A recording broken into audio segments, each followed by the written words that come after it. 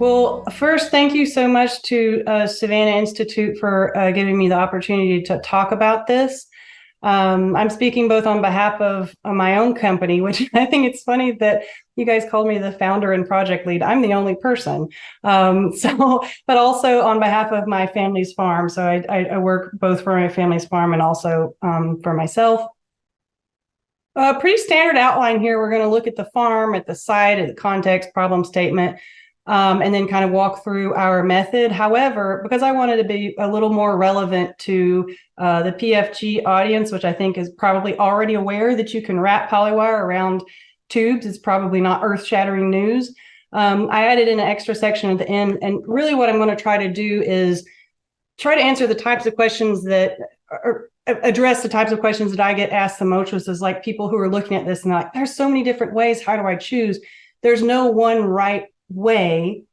But everyone says, well, your site should determine your solution. But I want to look at like how do we get more rigorous about how we find the solution based on the site. And so I've got something at the end where I'm hoping will be useful to you guys. So about the farm, we're located in East Tennessee. We're a century farm. We manage about 1,000 acres right now. We have 7 full-time employees. We do ruminants and non-ruminants. We don't do any crops. We direct market everything. We have a really strong environmental focus, but it's very important to understanding our decision-making processes. Unlike some of the other, demonstration farms or organizations that are doing agroforestry. We are a business, and in order to keep all of our families employed here, our bottom line is our number one priority. So the problem statement is we wanted more trees in pasture, but it's very expensive and most of them were dying. So it's just not a good business practice. We just couldn't do it. I'd used just about everything that I'd seen on the market, just wouldn't work. So how do we fix this? Well, so we want to look at our human dimensions. Why aren't the standard solutions working? You've got human dimensions and environmental. And so to look at our human dimensions, as I said, we're livestock producers primarily. So that's really important. Is a lot of folks will come into this and they're just buying a piece of property and they're so interested in so many things. I want to do elderberries, I want to do this, and I want to, whatever, which is great. You can do all those things, but you need to know what's going to keep the lights on. And for us, that's selling burgers. We know we can do that. And so my dad always says, no margin, no mission. You have to be able, in order to make the impact that you want your business to make, you've got to keep the business going. So I really recommend people first figure out what's going to pay the bills and then have your other things support that. What this means for us is that taking pasture out of production by fencing the animals off, that directly cuts into our bottom line. We also need to be able to bush hog all of our pastures at any given time for whatever grazing management activities that they need. We graze rather densely, and we have a very frisky cattle herd. They're very curious. My theory is that we took the book Teach Your Cows to Eat Weeds very seriously. That's an animal eating poison hemlock in that photo. And she's totally fine with that as long as she gets a diverse mix and she's not closed in a pasture with only hemlock. Totally fine. But our cattle are like, they're really, if you put something in their pasture, they're going to inspect the heck out of it. So just having a tube in there just looks like a one big toy to them. Overall, our cattle operation is dialed in pretty well. There's a few nutritional knobs that we could improve on throughout the year. But as far as what trees address, right now, I hope in the future we can be addressing fodder and maybe some other income streams. But right now, our silvopasture program is just based on shade. And so our grazing management is limited in the fields with inadequate shade. Now, notice I didn't just say cows need more trees to sit under, right? That is true, but that's not just our only concern. There is kind of an indirect way that I think trees can actually grow more grass, which sounds crazy, but it has to do with how your shade affects your grazing management, which affects your pasture health, which affects your carrying capacity, which of course affects your profitability or productivity. So if there are any graziers in the audience that want to hear more about that, I can speak more, but I won't get caught up in that rabbit hole right now. So our environmental context, I tried to compare this with something kind of Midwestern. I chose Rockford, Illinois, which has around 2/3 to 3/4 of the frost-free months, the growing degree days, and the inches of rain that we have. Of course, those different factors or constraints, overlap. So you could have a nice, warm, rainy day, but it's outside your frost-free time. And those numbers may be wrong. That's just what I pulled off the internet. But I'm just trying to kind of set into context what these numbers might mean for us in Tennessee. We have also very fertile soil, a dense seed bank with these large annual weeds that just are, really just giants. So we have this significant weed pressure. So we need to make money, and we have lots and lots of weeds as soon as you push the cattle off. So those are really big factors for what is determining what we do. Here's some examples. There on the left, I had mowed 4 times that year, and by the end of the growing season, the tree was completely pulled down to the ground by the weeds, would have died if I hadn't found it and rescued it. Ragweed there on the right, it's growing out in this pasture behind me at 16 feet tall. So those standard approaches that I was reading in the literature just weren't working. We cannot fence the cattle off because, as you've seen, the weeds just go nuts. The traditional tubes, the cattle would just remove them and eat the trees. They'd get bush hogged because they weren't, tall enough and bright enough. And then wire cages, don't even get me started. There's got so many problems with those. So we were having a really high cost and a low survival. It wasn't something a business could keep doing. So over much trial and error, what we do now is we wrap planter tubes with energized polywire. I put this increased our survival from 4 to 5 times, but really in the past, on a long enough time scale, it was really like 0% survival. We just weren't doing it right. So the trees would just, if they didn't die in the first 2 years, they die within the first 5 years. And now we are doing it right, and it works. And as long as there's no weather problems, I really get basically 100% survival. So we just completely turned our survival around, which affects your cost efficacy, because your cost efficacy has to do with your cost versus your survival or your mortality. And then the cost, which I measure per living tree, so that's including the cost for the mortalities, the ones you lose. And I include all the labor and materials costs by 2 years. I halved that cost. I was aiming for under $25 a tree. I'm at around 24 the last I checked. So I'm sure those need updates. Hopefully in this coming year, I'll get some more analysis.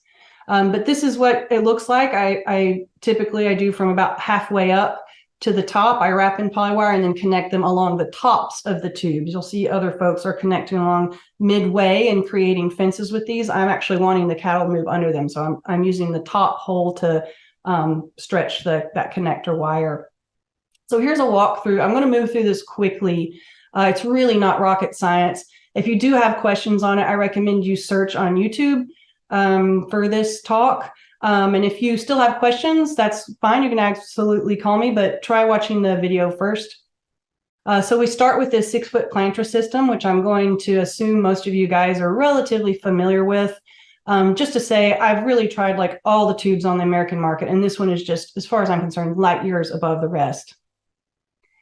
Then we combine this with polywire, which is a product that's made specifically for rotational grazing. Polywire is lighter because it's mostly plastic. It's just got a few metal strands, and it has better tensile strength, so less stretching over time. It's made to be rolled and unrolled, though, not cut. So what I'm doing is not using this product what it's designed for, and that means it's a pain in the butt and it requires more labor. So what I said at the beginning of this talk, so I think somewhere I meant to, this is my most cost-effective solution right now, but it is not ideal. I hope that it changes in the future with some kind of manufacturing tweaks. So here's the walkthrough. So this is, your wire needs to be, I'm assuming everybody's planting in rows because I'm a farmer. I do plant in some groupings, but I try to do rows more now. So we need to have some rigid end posts on which we're going to stretch that wire, just like with building any fence. So here he's using a T-post. You could also use something that's already in the ground. Then you're going to stretch this row wire between them, which gives you a nice straight line to help line up your trees, make sure they're in a line. And then you're going to connect it with an insulated connection to the end. You plant and prune your trees. I won't spend time on that now. You drive your stake. Planter provides a driver. I don't think those are useful. I use a standard post driver. You put the tube on, label it if you want. I use these like notes about what maintenance I need on that tree or something, as well as the species and the planting date. But I will say don't use a Sharpie because those are just going to be gone by your next growing season.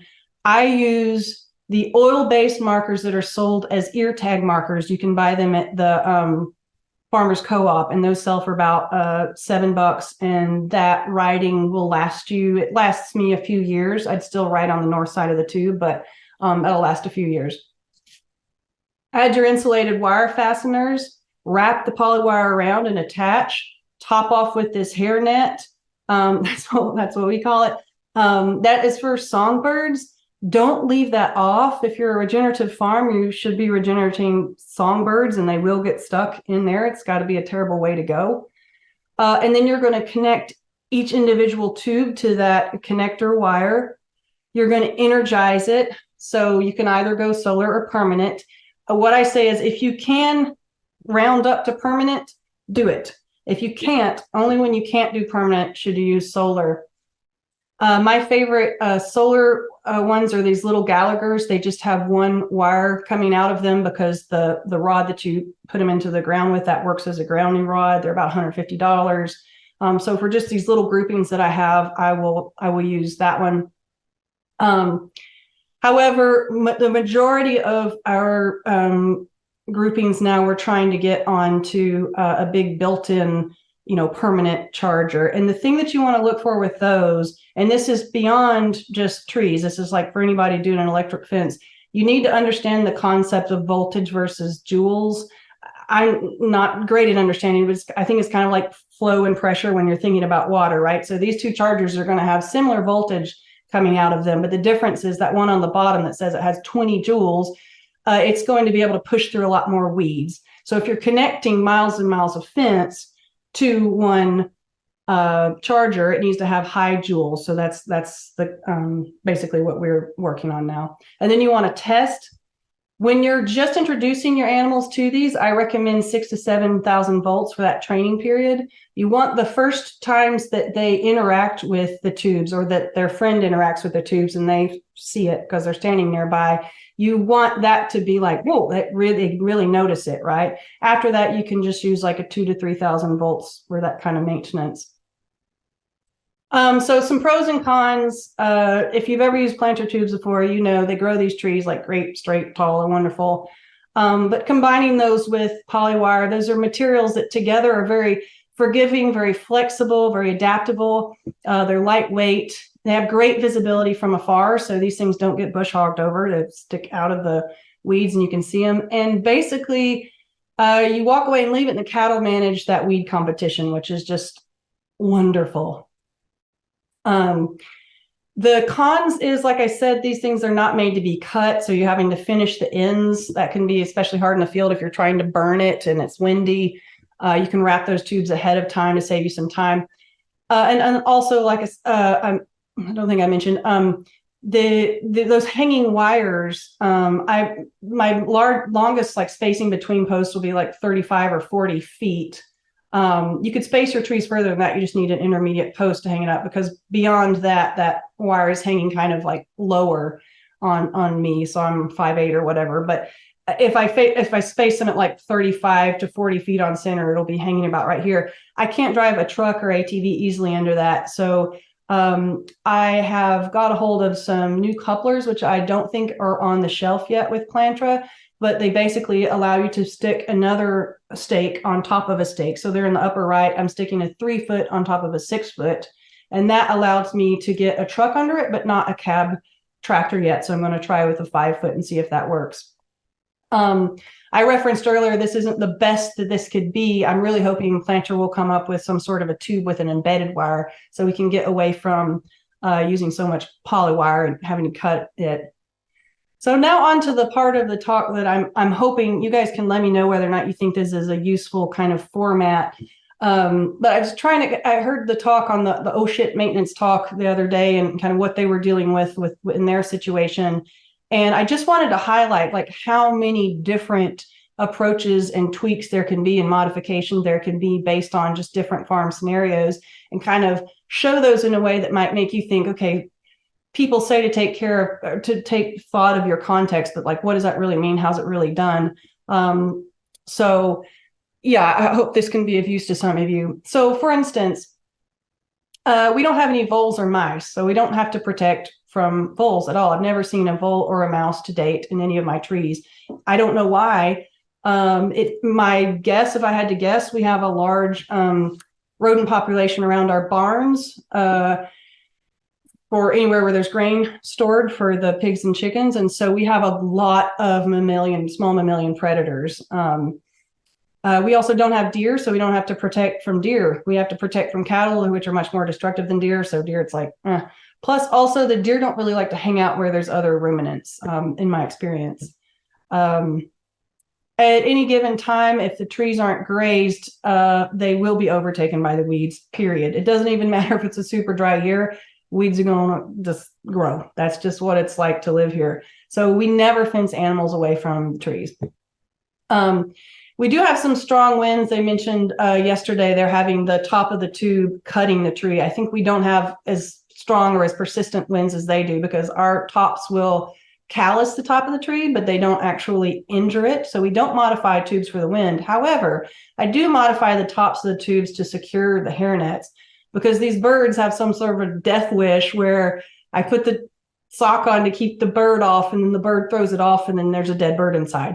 So this is a photo of how I do that. I basically squeeze the tube, cut a angled cut in it like this, and it creates this little like beak thing that catches the sock and keeps it from coming up. There's a photo of what our calluses typically look like.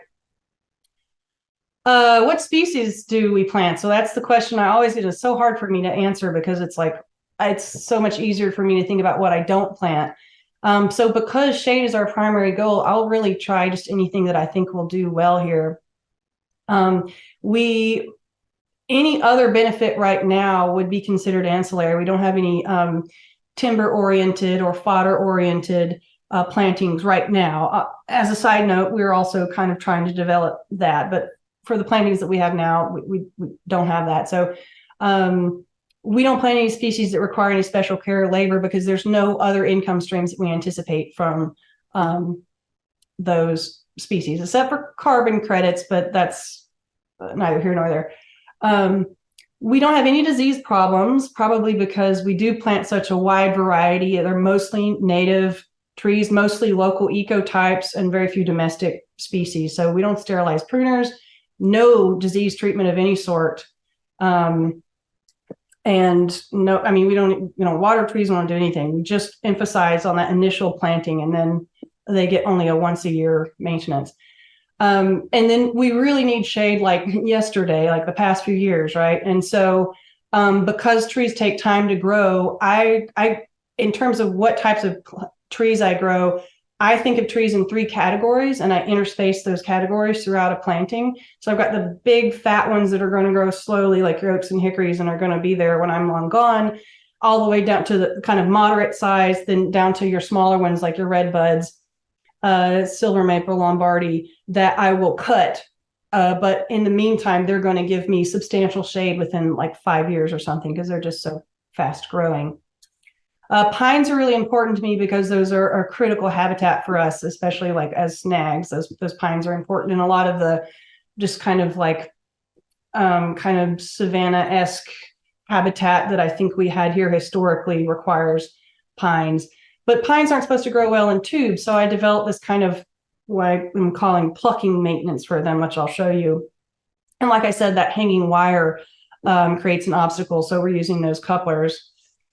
Here's a photo showing how I use pines in tubes. So when I started out, I pruned the heck out of deciduous trees. And so I thought, I'll just do the same thing to my pines. And they just did not like it. They were either just flat out dying or just really going into shock and taking like a whole year to recover. And my impression is pines don't like to give up their needles. They invest heavily in those needles. And once they got them, they want to keep them. So you can see there on the lower left of that little guy, there's a few little lateral branches. So those are allowed to come out. And I didn't cut those branches off, but I did just snip the buds. Not snips, not with a scissor. You just mess something up if you're using a scissor. But you just break the bud off the top. It's really easy. Break the bud off the top of those. And so they get to maintain those needles, but they're not going to grow anymore from those lateral shoots. They're going to continue putting all the energy upright. There at the top, you can see I've got one of the buds, and the top usually has your primary bud coming up and then a whole bunch of little pups around the side. I usually leave the primary bud and then one or two pups as well in case that primary bud comes up and then has some sort of dieback. You need some secondary leader to take its place. So this has worked out well. As you can see on the right, I've got them coming out of the tubes. And yeah, so growing pines in tubes. And then lastly, why spend so much energy on this, Wyn? Isn't there an easier way to do this? Yes. And if there's plenty of easier ways to do it, and if you can possibly do it for easier, do. Absolutely. But this is what is, again, most cost effective. So it's pairing the cost with what's most effective on our farm. But our employees are really busy, right? And the only thing that makes us money is selling high quality meat. So if they aren't working towards that production or improving the quality of our meat somehow, which is of course related to our pasture and environment and all that stuff, they aren't making money, right? So what we're going to do is we're going to front end load our establishment so that all that work goes into it at the during the planting, and then I do basically a once a year maintenance on these guys. I check on them, I keep an eye on them and monitor them throughout the year, but everybody gets a 1 year TLC either in the spring or the fall. And that's all the maintenance that they get. They never get watered or fertilized or anything like that. They get watered at the beginning, but that's it. Mowing's definitely not feasible. It costs a lot of time and money, and it's also just completely goes against our business model. Our business model is turning grass into meat. We get paid for it. So we don't mow around trees if it can possibly be helped. And then also we need to keep those tubes on the trees until they're large in diameter, right? Because it's not just like deer or sheep that might be nibbling the leaves. It's cows. Cows, when they want to rub on a tree, I've found that they have two types of rubbing. So they either rub their heads and necks like this, which is generally not too detrimental. Oh, you can't see me, sorry. They rub their heads and necks, or they want to walk over the tree to capture the tree in between their legs so that they can rub their belly on the tree. And that's usually when they break the tree and the stake. So I have this phase 2 as the tree is getting bigger and I need to strengthen the tree and increase the girth of that stem. But it's getting so big, it's got like limbs out the top and I can't keep raising the tube up and down. I remove the stake and then cut the tube in half and then cut the tube up the side and have it as a wraparound tube, which still has a little bit of wire around it there. Well, it's the exact same amount of wire before. But it's basically just using half the tube at that point to where the tree is able to like strengthen and grow out the top. And I'm not really doing any maintenance at this point, but the cow still can't push it over. So that's the end of the walkthrough. I do have a couple other things I need to quickly mention. I do have a SARE producer grant in process, which hopefully will be having some preliminary results coming out in 2024. And the goal of that is really just trying to figure out how to establish trees without disposable plastic products and instead using plant and brush deterrents from the farm. Also, Badger Johnson and I just happen to have both gone to Europe this year and are hoping to speak about what we learned next spring in a podcast and a webinar. So look forward to that. There's my email. Feel free to get in contact if you have any questions. If you do want to just see more of the walkthrough, again, check out the YouTube video. And then a couple other things if you're interested in what I'm doing and how you can, support my effort down here in lonely East Tennessee. I really stink at communications. I have a lot of anxiety about representing myself online. If anyone has any tips, tricks, knows any, grants or something, help with communications, I would love that. I think I was the first farmer in the US to get carbon credits for silvopasture, but nobody knows that because I've never told anyone. So this is really a weakness of mine. I would love any help anyone could offer. And also we're hiring. So if you know anyone down in our area who would like to move to our area, who's interested in grazing agroforestry, please send them our way. And that's all I've got. That was great. Thank you, Wyn. Gosh, I feel like there was so much there that I just wanted to grab and hold on to for later study. So thanks again for that rich presentation. Omar, you're up. Oh, and we've got a lot of great questions in the chat. We're keeping track of those and we'll hold those till the end. So Great. Thanks, Matt and Wyn. And can you hear me and see my slide deck? looks good. Wonderful. So yeah, we got to shift gears here pretty hard. I super appreciate like being able to come from an on-farm context and then zoom out for you guys. And so the context of my presentation, I really want to serve it more as the beginning of a conversation to share a large and radical big vision here. And if you look at the bottom left corner of the slide there, you'll notice next to the Mad Agriculture logo is Savannah Institute's logo. And so I had the wonderful opportunity to co-present this as a keynote address at the Ecological Farmers Association of Ontario with Eric Hagan, the farm director at Savannah Institute. And so what I've tried to do here is take an hour-long presentation and condense it down to 20 minutes. So I might be flying through some stuff, but just to kind of frame the beginning of this is, I think it's really clear, at least to me, that in our large industrial systems that we haven't designed for culture at the forefront. And so for me to scale regeneration, we're all sharing a collective vision here by gathering at the PFG. And so to be able to amplify that vision and scale it on the landscape, I think it should be a focus on building a culture of regeneration. And what that means to me is that it should be an irresistible revolution. And so regenerative agriculture should be inspiring, liberating, and beautiful. It should provide equity for all living things and create wealth and allow for that wealth to be shared widely amongst everyone, and not just wealth, financial support, but also wealth and health and wealth and happiness and abundance of joy, so that we can be happy, creative people and build communities that solve problems creatively together. And the regenerative revolution is also a reconnection to place, encouraging local place-based farming and understanding of the land. It focuses on those who are willing to take risks and innovate and act as community leaders in the shift towards regenerative ag. It's also a grassroots effort that informs change across diverse geographies.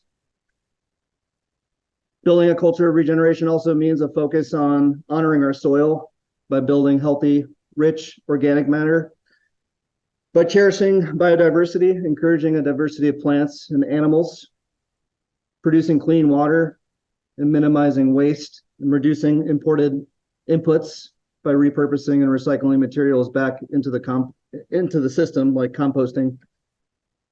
It also considers the farm as an interconnected system and makes decisions based on long-term impacts rather than short-term gains. It encourages local adaptation and resilience to climate and market fluctuations. And it enhances local economies to a scale that influences global dynamics as a whole. And then it's also focused on defragmenting the landscape by enhancing ecosystem services for public health, which is really the main focus of what I want to talk about today.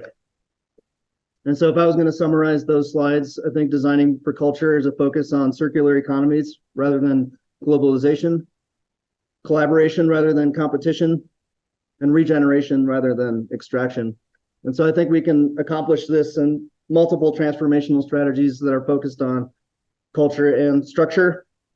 And so I think most importantly, what does designing for culture mean specifically to you? And what kind of innovations are necessary in farming, infrastructure improvements, policy recommendations? And this question is what I ask myself as a farmer and land steward on a daily basis. And I think would improve many operations if we focused on what does the land want to be and what does the land need me to be. And so I think this revolution is also focused on partnering with unexpected allies by leveraging existing infrastructure. And some of this stuff is not going to make sense right now on this slide, but I'm going to elaborate as I move forward. Development of new modes of industrial transport by coupling food and energy, fiber feed and fuel and stacked integrated human scale systems. And then integrating that at a large scale via transmission systems into the row crop matrix. And when I say partnering with unexpected allies, I think about the row crop matrix. And if I try to spin that into positive, I see it as a testament to the will and engineering and transformative power of our species to change our landscape. And so in that, there's a lot of unexplored opportunities to consider and develop connections with industry players that aren't necessarily aligned with the ethos of ecological farmers. And so in other words, I think it's time to welcome non-ag based industries to step up to the plate and join the regenerative revolution. And so in my work with regenerative farmers and my own farm personally, I found that we're often isolated on our own diverse ecological islands, floating in this sea of industrial ag. But I do see there's an opportunity in that by interconnecting farms and collaborating with our neighbors to design multifunctional landscapes. And so I understand the savannas and prairies of North America as indigenous farms, and connecting farms together on a landscape level honors that legacy. And so to inform the development of interconnection, designing multifunctional landscapes would require interconnecting these farms with diverse perennial habitats. So integrated perennial crops with native vegetation like what agroforestry offers, which creates habitat corridors and gives us more flexibility to employ adaptive management strategies. And then also this is going to require community involvement and education via planning and management of these landscapes, educating farmers and stakeholders about the benefits of native habitat and how they can be integrated into agricultural systems.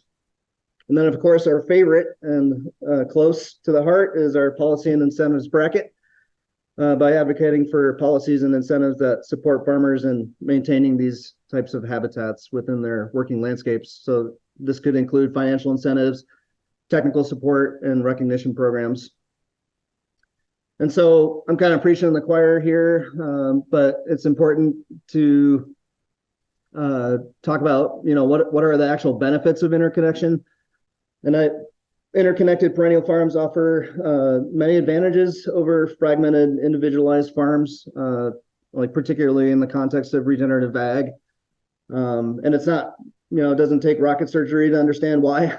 So interconnected perennial systems contribute a wide range of ecosystem services like improved soil health, increased biodiversity, better water retention and purification, carbon sequestration, resilience to environmental stresses, reduced need for external inputs like fertilizers and pesticides, and enhanced pollination services. I think one that is really interesting to me is a higher level of genetic diversity among plant species for just transfer of genetic material through systems that are connected. And then, of course, I think most importantly to us is social and economic benefits. So these connections would lead to stronger community ties and cooperative efforts among farmers, resulting in shared resources, knowledge exchange, collaborative marketing efforts, leading to economic benefits and more resiliency, and of course, water management. And so like this word regenerative is thrown around a lot, and I felt really compelled to like officially define it for myself, like what it means to me. And I think that's part of like, what does designing for culture mean to you? And it's a buzzword, I acknowledge that, but I also think it's an opportunity to actually like formally define what it means in this movement as we're trying to scale these agroforestry systems across watersheds. And so to me, it refers to practices, systems, and philosophies aimed at renewing, revitalizing, and restoring health to ecosystems, communities, and individuals. And so even though it's most commonly associated with ag, I think it can be applied to other fields like economics and healthcare and community development. But if we think about how it defines a watershed, we can define it in a practical region of the landscape where it houses a community of individuals working within natural boundaries that associate for a common whole.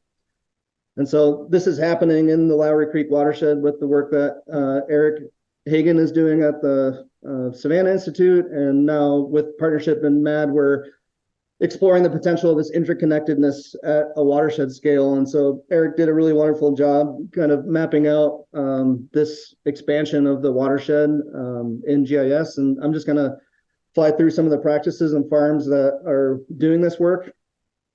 And so just to give it some more context of place, the Lowry Creek Watershed is about 8,600 acres. It's a group of farmers and landowners interested in a collective vision for improving water quality and ecosystem health and creating a localized agronomic community and economy. And that group was founded in 2016. And there's a watershed group that's operating the Lowry Creek Watershed. It's in the Driftless, just in Spring Green here in southwestern Wisconsin. And so I don't have time right now to go through each one of these individual farms, but this is a map of the scale that we're at right now. And so that first map that I showed you was the potential of the interconnectedness. And this is where we're at right now in terms of the scale of the farms and where they're located in this watershed. And so we have Seven Seeds Farm that's focused on silvopasture and other crops, grain and cover crops. Kate's Family Farm is doing grass-based grazing. My own operation, Grass Belly Farmstead, using goats for reconstructing oak savannas, and then Meadowlark Farm, Enos Farms, Savannah Institute, and so on. And I wish I had time to go through all of these, but I just don't have time today. But I do want to just quickly touch base on the opportunities that exist in this watershed in terms of like how we actually build these connection points between farms. And so savanna restoration is one of the major opportunities in revaluing the woodlots and preserving species in this watershed. And I'm going to talk a little bit more in subsequent slides about how we could potentially do that and methods and so on. But this is just to serve to show that and demonstrate on the map where these practices could be established. And I would hope that, you know, throughout the length of the PFG so far, you've kind of learned about these. So I won't burn too many calories on explaining what they are, but you can look these practices up and how they function and how they're built and all that sort of stuff down the road. But I just wanted to demonstrate these maps to show the potential for the interconnectedness between farms. And so riparian corridors are obviously on the table. Grazing systems, I think, is really the opportunity that is underutilized in pretty much all ag landscapes right now, both industrial and in perennial-based systems like agroforestry. You could have an alley cropping system, but still have an integrated grazing. And so for me, that's really what the vision is all about, is bringing animals back to the land. And that's where that interconnectivity comes into play so that we can move animals at scale through these corridors. And alley cropping, of course. And so the map on the left is the scale that we're at right now. And then the map on the right is the scale that we're interested in expanding to over the years ahead. And so here, I think it's important to talk about marginal land and how we define it within our current context. And I don't think marginal land exists personally. It's a construct that really is only applicable to row crop landscapes in terms of just not being productive enough to produce row crops. And I get that it's marginal for row crop productivity, but within the Midwest, you know, savannas and prairies are often degraded, and we consider those as marginal lands for row crop acres. But there's potential to use those marginal lands to integrate these diverse agricultural practices that I just highlighted. And these lands are generally around transportation routes and waterways and between fragmented habitats, and they have an incredible opportunity to integrate agroforestry and grazing and reconstruct habitats and integrate specialty crops. And so again, while it might be unsuitable for traditional row crops or intensive ag, I think it's highly suitable for other forms of ag, such as perennial crops, agroforestry, and grazing. And so I think that's really the excitement in this. And of course, recreation, I think, is a huge opportunity in this. So they can be developed for recreational purposes or ecotourism, that like hiking trails and bird watching areas, educational sites, and so on. So these maps are really interesting to me. They were provided to me by Serge Koning of the Sac County Conservation District. And he did a really wonderful job of building these 2-3 mile long connected grazing networks between multiple landholders. And so this is a great example of sharing a collective vision, collaborating, and then executing to develop a multi-farm connected grazing network. But the reason I wanted to show these maps is because of the marginal land on the maps. This is where I think the greatest potential lies in connecting our farms to one another. And so although this is a success story, I think it's still an opportunity to expand it even further. And so if we look on the map on the right and focus on the top left corner, there's this concentration of row crop acres. But in the middle of those row crop acres is considered marginal land or really degraded oak savanna. And so that degraded oak savanna has an incredible opportunity to diversify and be reconstructed as either a novel community that's informed by the architecture of oak savanna, or actually just restore it to its native species like oaks and hickories and walnuts and so on. But I'll kind of expand on this idea here. So throughout the Midwest, this is a really typical scene along a woodland edge where you have woods and then you just have a hard edge and then pasture or cropland. And so this is where I believe nature becomes a decision and reconstructing these edges as multifunctional silvopastures or developing them as native habitat. No, sorry, let me reword that. Or reconstructing these being informed by native habitat, but serving as novel communities. So essentially just turning these margins into hyper-diverse agroforestry corridors. And that's super exciting to me. And there's a lot of potential all over the landscape to do this, and especially in the driftless, where there's just degraded savannas everywhere. And so this is when I can introduce this large-scale vision, this radical vision that I'm really excited to share with you, this concept of the perennial transmission corridor. And so I found the best way to really describe this is by using a river tributary analogy. And so if we focus on the Mississippi River Basin, that picture on the left there, it's a vital artery that flows through North America. It's the second largest river in North America, with the Missouri actually being first. But interestingly, the Missouri River is a tributary of the Mississippi. But all that to say, the Mississippi is a life-giving system, supports a vast array of life and landscapes along its course. And so we think of its tributaries, smaller but essential streams that feed into that river.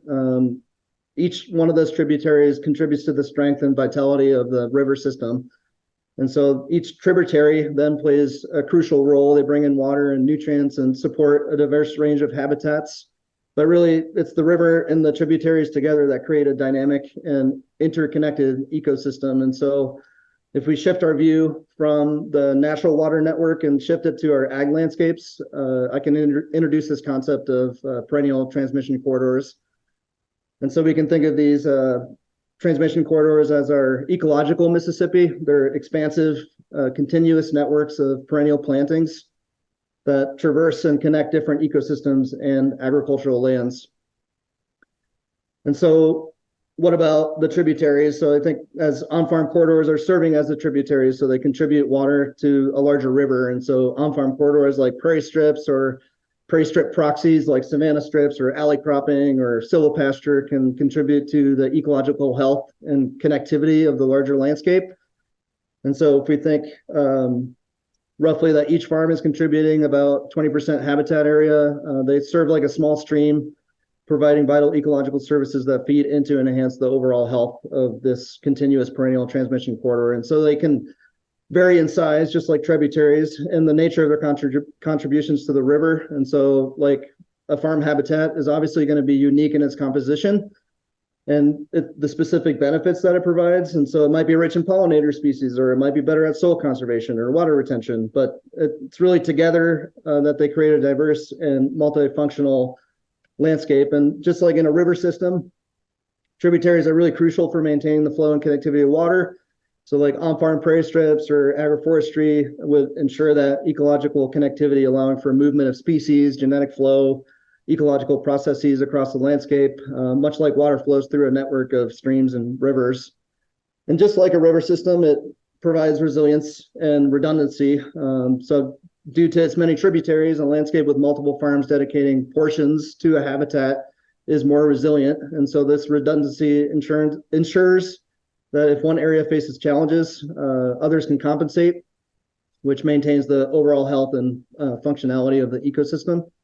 And so there's huge cumulative impact in that. So every tributary, no matter how small it is, adds to the volume and health of the river. And so similarly, each farm that contributes like roughly 20% habitat adds to the ecological richness and sustainability of the larger region. So it's the cumulative effect of many small actions leading to significant impacts at a landscape scale. And so, of course, like, how do we develop this?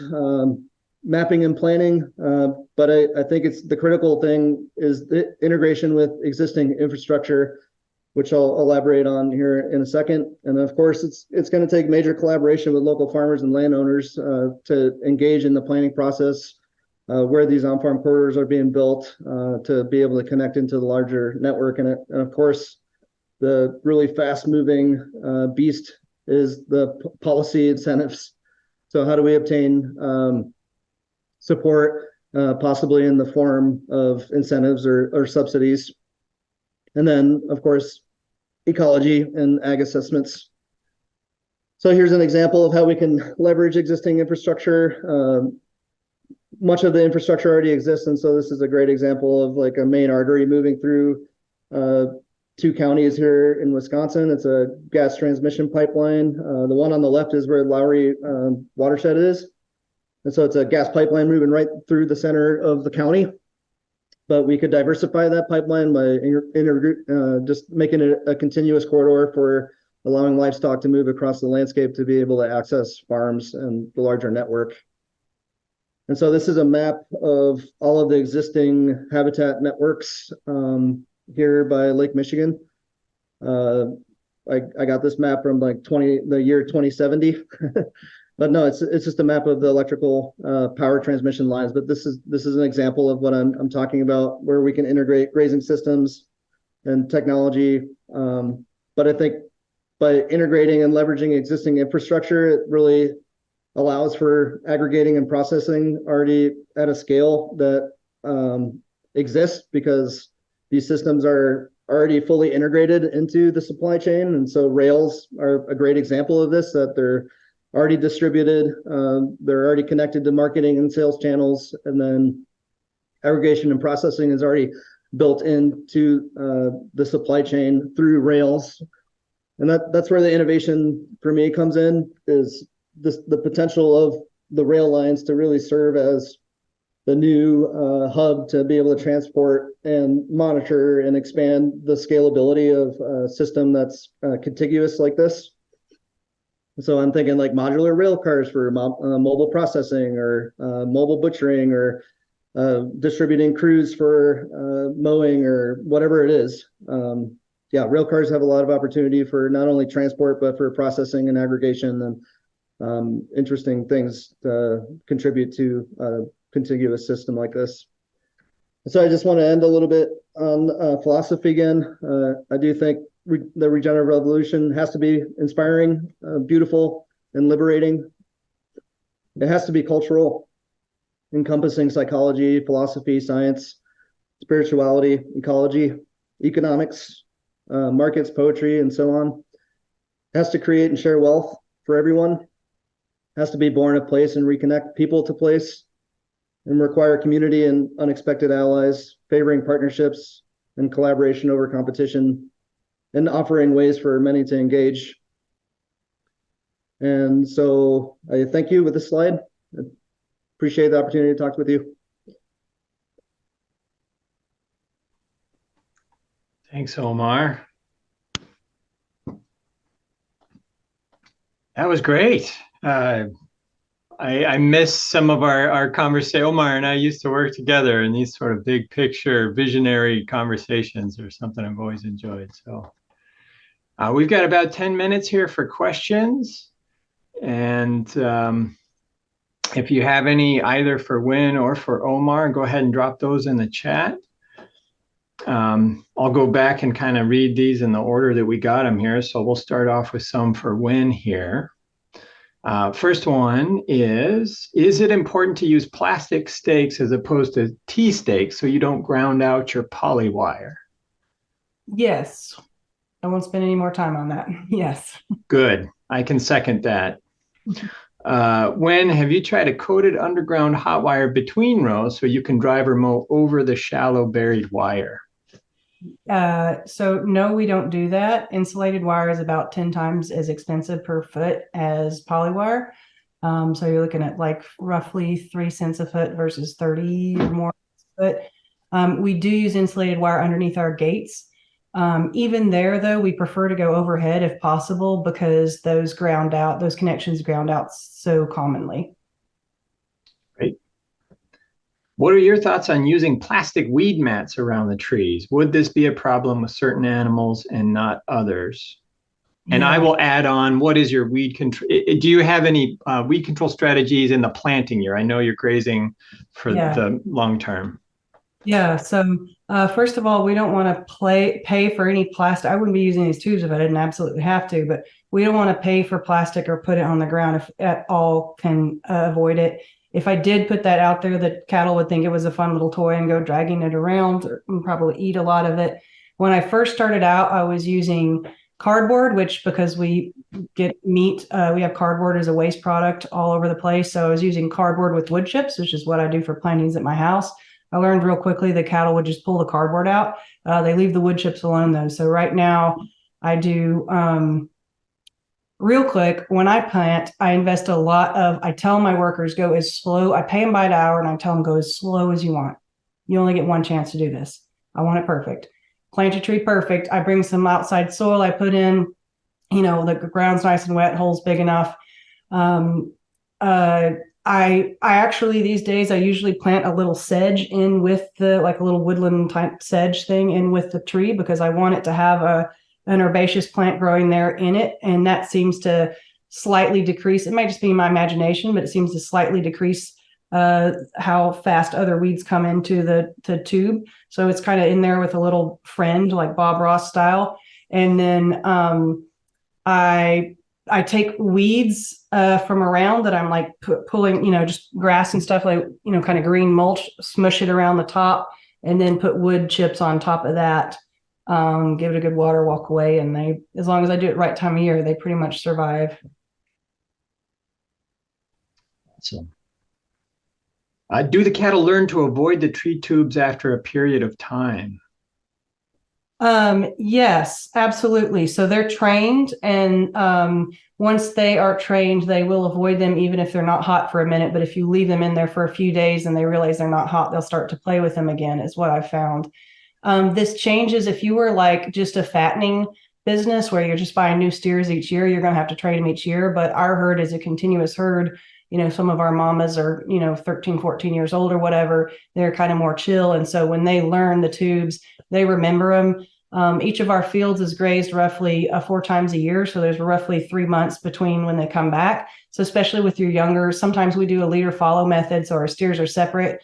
And in that case, a lot of times they'll need kind of a retraining when they come in. So we have kind of in the main area where we have these trees, there's kind of a circuit that they move through. And I'm extra careful, like the first tubes that they're coming back to make sure that those are, for instance, those are wired from the top all the way to the bottom.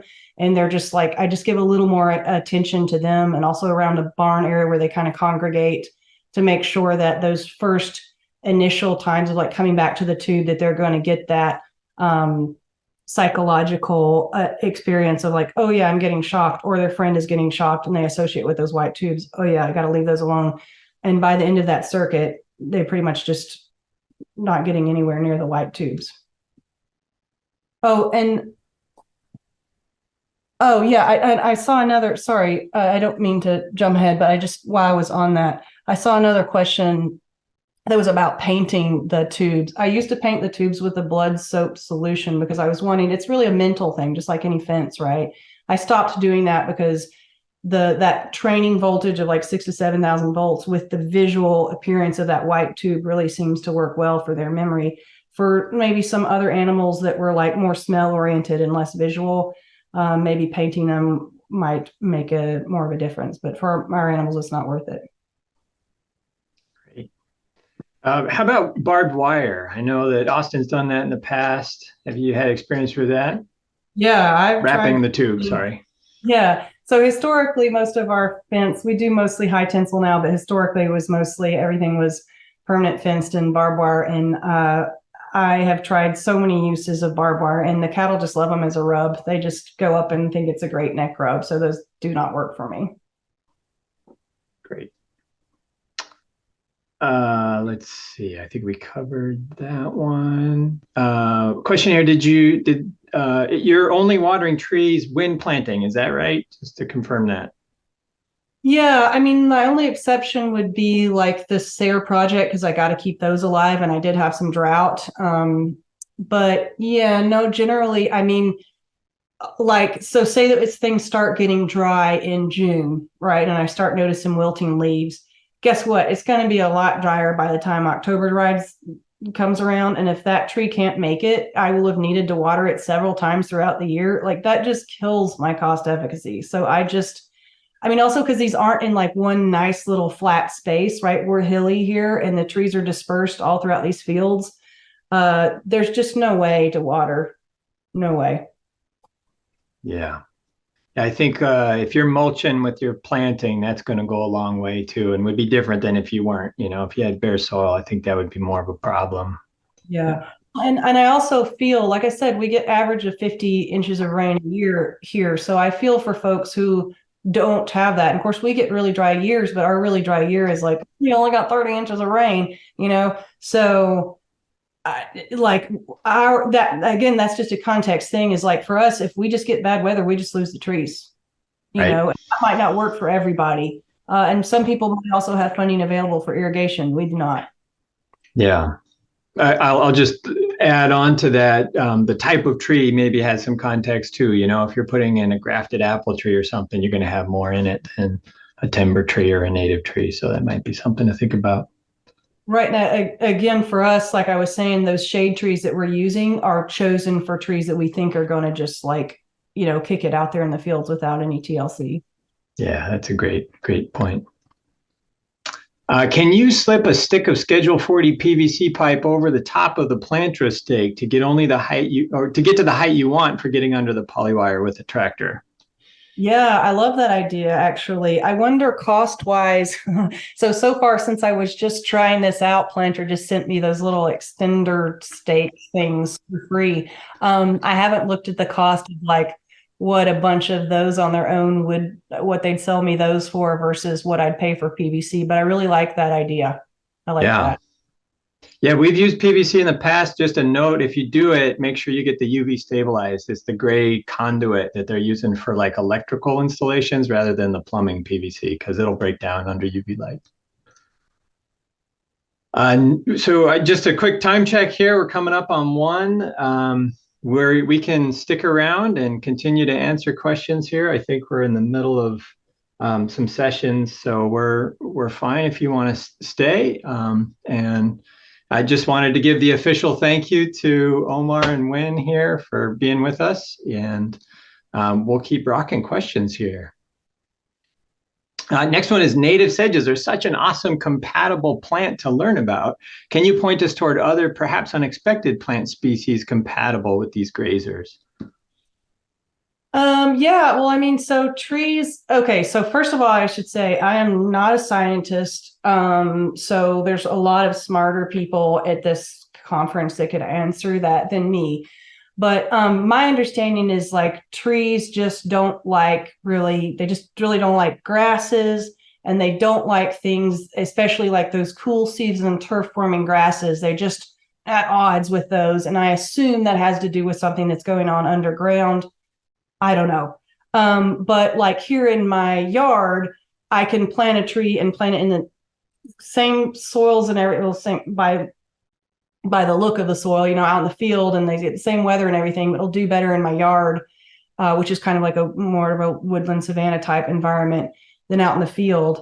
And I think it's just like underground, those trees aren't welcome in that field. There haven't been any trees in that field, and whatever microbes, fungi, whatever it is that those trees need underground hasn't been there for years and years and years because we've been cutting down all the trees because we used to make hay.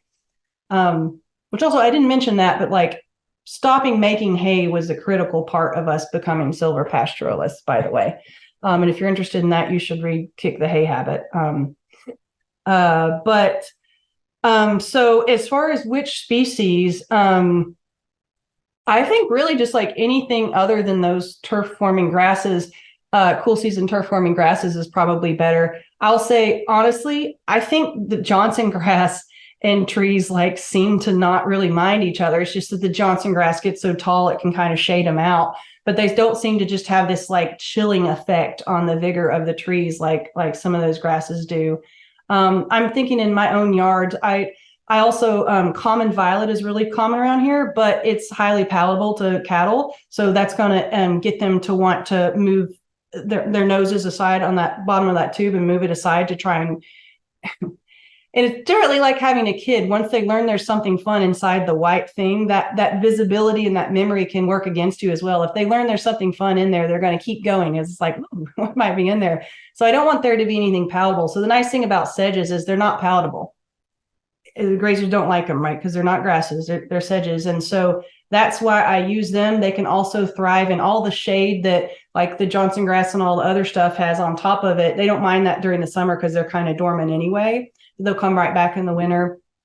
And honestly, I can't tell you that what I'm doing is having any effect on our cost efficacy in terms of planting that other plant with it. It's really just like the Bob Ross in me.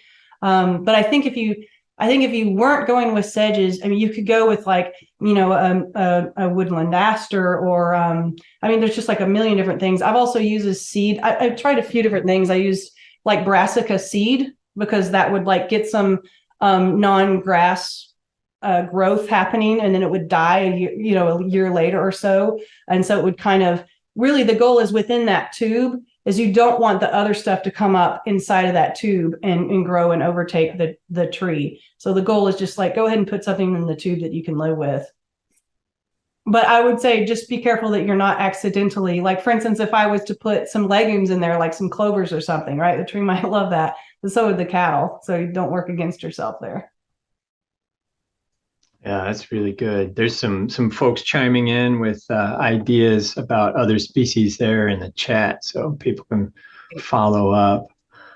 Confirmation that somebody else has seen that with Kelda has seen that with Johnson grass too. So interesting. Maybe not an option for us up here farther north. I think we're too cold for Johnson grass, but and let's see, one last question that I see, unless anybody wants to drop a few more here. Have you tried adding scratching or rubbing posts or toys to be more interesting to your cows and keep them away from the comparatively boring tree tubes? Yeah. Well, you're going to have to argue with them that the tree tubes are comparatively boring. I haven't been able to convince them. I do think there's a place for those types of toys and kind of interactive things. The problem with, and they would absolutely use them. So for instance, let's say we've got, 100 different fields. Let's say, I was to say it will, okay, with these trees in them, we've got, 10 or 20 fields now with trees in them. Let's say I was to invest in some sort of a back scratch in each of those things. I don't know how much money that's going to take. You can make some, really just a T-post serves as like a good neck rub. If you put a weld sideways piece on it, they get a back scratch. It wouldn't necessarily be that expensive, but the problem is that's just one animal that's going to go use that thing, right? And it takes seconds for them to ruin a tree. So although I'm all about providing them with types of interaction, why not just leave an old dead tree in the side of the field somewhere and they can go rub on that? Whereas each of my individual trees, remember the way I'm measuring that cost efficacy is over your number of, it costs over your number of mortalities. So, or over your number of survival. So every moment that they kill a tree, that just kills my cost efficacy. So I can't afford to not protect every tree. Yeah, I can also confirm from a technical service standpoint that if you've got animals in the field, you've got to protect them with something. So it does not work to not have something out there. Yeah. And in terms of just one thing I think is interesting is like cow thought. And you say that if you had a back rub that you would come up with, it was like maybe say a cheap back rub that's 2 T-posts welded together. They're actually intelligent. Once they have played with enough of those, the white tube is more interesting because it's novel. And in terms of their playfulness with the tubes, they're most playful when they're first seeing the tubes. They want to understand what they are. They want to pull them apart and eat whatever's in them. So that's during that training period. That's when they're first interacting with them. That's when you have to make sure that they don't pull them up and eat whatever yummy stuff is underneath. Instead, they get shocked and leave them alone.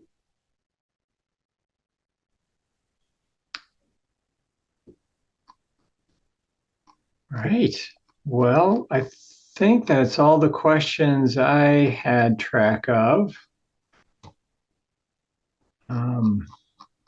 Lots of thanks and appreciation for folks here in the chat. Well, thanks everybody, and thanks again, Wyn. I think we'll wrap up the session here, and we'll see you at the other ones here this afternoon. Thank you, Matt. Thank you, Heather. Thanks. Everyone. Bye-bye. So much, Take care. Wyn.